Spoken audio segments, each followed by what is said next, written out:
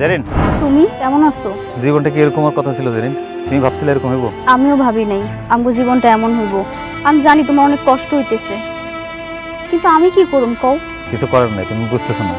আমি চাইলে কিন্তু জোর করে তুলে নিয়ে যে তোমার বিয়ে করতে পারতাম, বা তুমি আমার সাথে পালাই যেতে পারতাম, কিন্তু আমি সেটা চাই নাই। আমি এরকম পোলা না। আমি জানি তুমি জোর করার ছেলে না। তোমারে কতবার কইছি কিছু একটা করো, চাকরি করো, ব্যবসা করো। মানুষ যখন কাজের মধ্যে থাকে কোনো শয়তানি বুদ্ধি তার মাথায় প্রশ্রয় পায় না, কিন্তু তুমি তোমার কোনো কথাই শোনো নাই। আমি বুঝতে পারি নাই, কিন্তু আমি যে তোমার কলজা দিয়ে ভালোবাসি এটাকে তুমি বুঝতে পারো? পারি, অনুভব করতে পারি, কিন্তু আমার দুর্ভাগ্য। কি দুর্ভাগ্য?